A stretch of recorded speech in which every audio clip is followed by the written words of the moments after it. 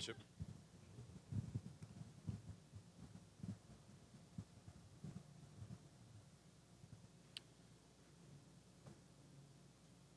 What does a transformed world look like? The mission statement of our denomination and the theme for this gathering is to make disciples of Jesus Christ for the transformation of the world. Jesus, particularly in the Gospel of Mark, invites his followers to see.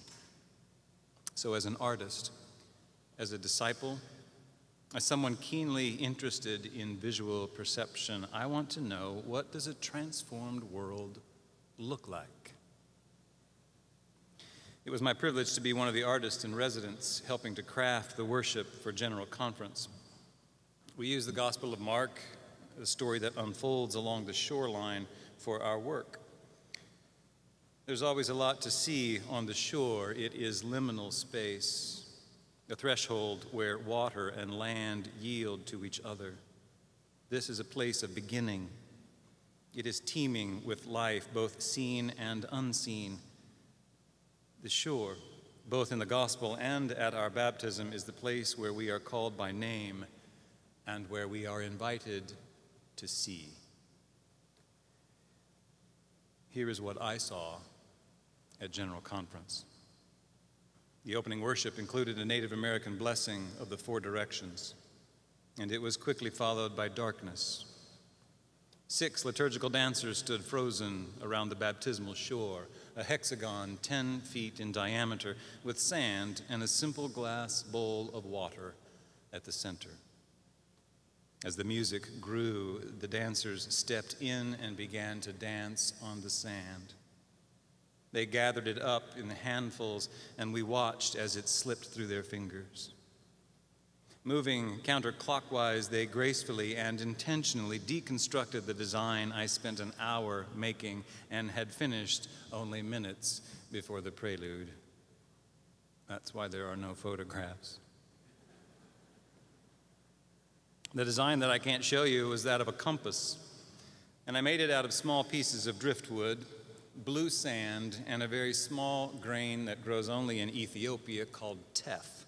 Teff is a kind of love grass, and it's an orphan crop used to make flour. It's set underneath the sand. It was really just there for structural purposes. But by the time the dancers moved out of the baptismal shore and down the center aisle, the compass was in chaos. Marcia McPhee then stepped in and poured more water into the bowl, most of it splashing out and immediately disappearing under the surface of the sand. One purpose for worship and for religion in general is to offer believers a sense of orientation, to let you know where you are in the world. From it, we gain a sense of direction, hence the compass. And so with 10 days of intense work ahead of us at General Conference, we, the United Methodist Church, we were heading out into open water without a compass. We were lost before we ever set sail. Welcome to exile. Or should I say, welcome home. June 7th, 1992 was Pentecost. I remember because that was the day I was ordained. But the days leading up to it, I wasn't sure if it would happen. My papers were in order, the interviews had been passed, all of the thresholds had been crossed, the door stood open, gaping wide. And I thought of the Woolworths in the East Hills Mall of my childhood. It had an automatic door. All you had to do was go up and stand there and it would open up for you. Cutting-edge technology in the eyes of a 7-year-old in 1969, and I remember being confounded by the question, how does the door know I'm here? As a straight, white male, I have had many opportunities to ask that question. Doors just seem to know. 20 years ago, I stood at the threshold that separates laity from clergy, and I wondered out loud to a friend who was in the same position, can I go through it if others cannot? How does the door know? And why is it important? How does the door know that I'm heterosexual? What does this have to do? What on earth does this have to do with my call to preach the gospel of Jesus Christ?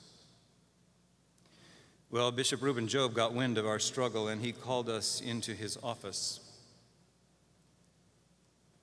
My palms were sweating, but after a deep conversation, after his empowering listening, he asked if we would be willing to share our struggles with the body, to share them with you. He asked that we would do this in an effort to further open a dialogue about ordination and sexual orientation. Thankfully, I don't remember the words I used that day. I'm sure they were halting. I know I was nervous. The image that I drew was that of a segregated diner in the South with a sign posted by the door that read "Whites Only." Because I had just passed by the sign that still hangs by the door to ordination of this church, "Heterosexuals Only." But I did so. I did so with the resolve to get you talking. Now, I don't know if what I'm doing now is what Bishop Job had in mind, but I have spent part of these past 20 years trying to get you to talk. I really don't care if you like each other. I just want you to talk. And I know, by the way, that I am supremely irritating in my efforts to do that. But I want you to have conversations, and I want you to have conversations that are intellectually honest, that begin with the world that we live in and includes what the latest science has to say about this potent yet sensitive topic. The quality of the conversation is our responsibility, and I think we can respectfully agree to disagree. We've been showing that here. But the quality of our conversation here has not always been consistent. We have had deep, transformative encounters, and we have also had deeply wounding, hate-filled encounters. And General Conference was filled with the latter. And it was painful for me to watch. It was painful for me to watch not because of the votes that we took or the decisions that we made to do this or to undo that. To be quite honest, I was not surprised by any of it. I was surprised and I was saddened by the way we spoke to each other. I was surprised and saddened that we could not be honest about the fact that we read the same book and we disagree on its interpretation. It was as if we failed to grasp some of the most basic teachings of the one we follow. The quality of the conversation sank so low that at one point in the debate, a translator felt compelled to stop in mid-translation to apologize for the words that they were about to utter. This much seemed clear. We were lost and a long way from where we were going. Welcome to exile. Welcome to the prerequisite to being found, because you can't be found until you know you're lost. So what does a transformed world look like?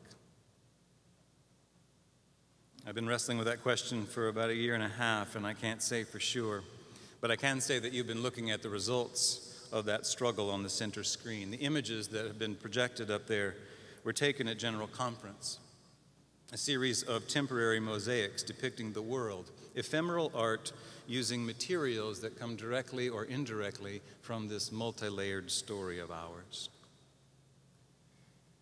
This image that's on the screen now is of a storm. And when it started, this image overlapped for 2 days, and when it started, the image of the earth was about this size, and the storm was about Katrina size. And I added to it every so often as the debate increased in intensity, and pretty soon the storm engulfed the entire planet. The materials, as I said, have some connection to the story itself, and so the material of this storm cloud was made out of shredded paper and broken glass. The paper comes from two documents that are sacred to us, two documents that are contentious to us, two documents that we hold collectively. Two documents that are sacred to us and that we hold collectively. There's an image of this downstairs in room 4, and I was having a conversation with a gentleman about it. He asked me what it was, and I said it was shredded paper. And he said he didn't know shredded paper could look that good. And I thought to myself, well, it's because it's the good book. I shredded the King James Version of the Bible. That's the dark paper that you see there. The light paper is unfortunately the only copy of the Book of Discipline that I owned. Sorry, Bishop.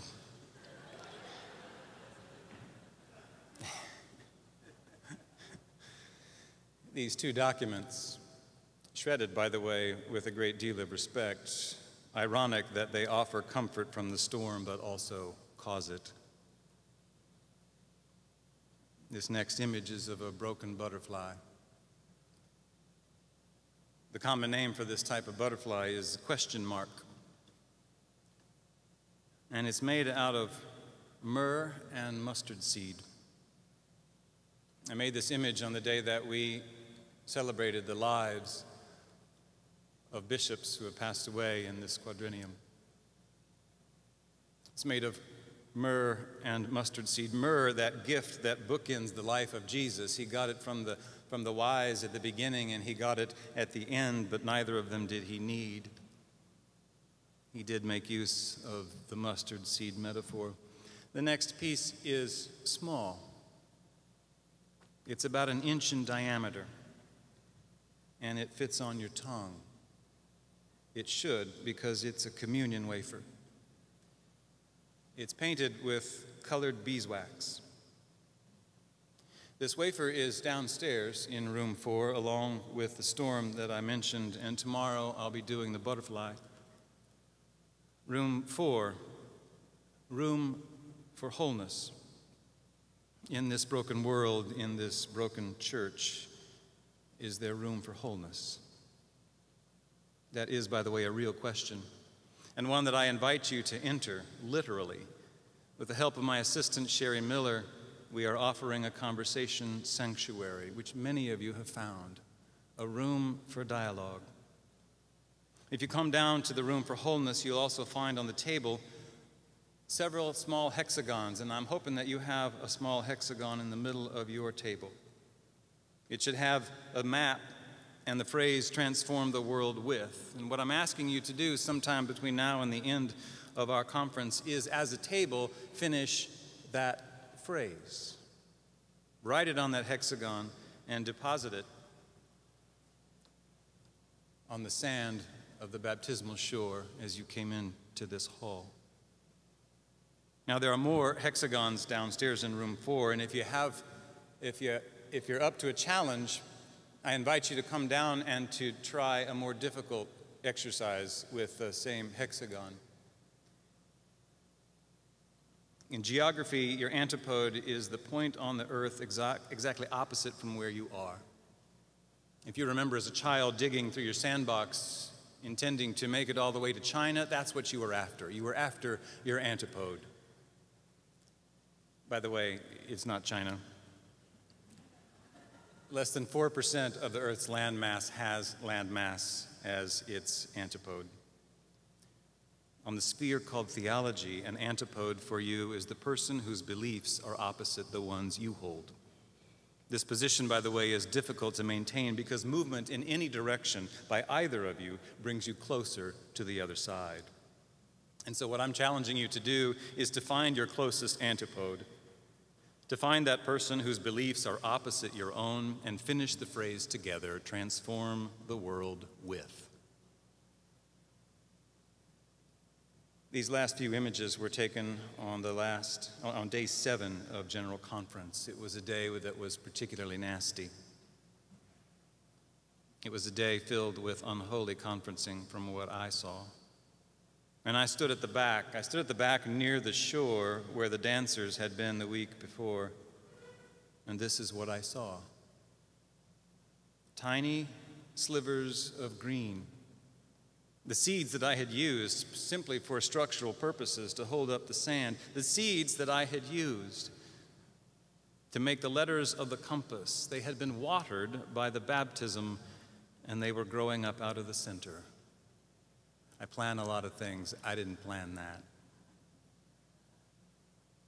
Tef, love grass, growing up out of the sand and the sticks and the exile. What does a transformed world look like? Well, I don't know, but I see room.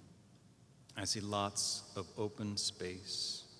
Room for our brokenness, room for our disagreement, room for our wholeness. There is room for conversation about the world that we live in and about God's claim on our shared lives. I don't know what a transformed world looks like, but I see change coming from the edge, from the margin and the marginalized. That's where the fractures are most obvious. I don't know what a transformed world looks like, but I see love grass growing at the center, apple green, threads of love grass. Amen.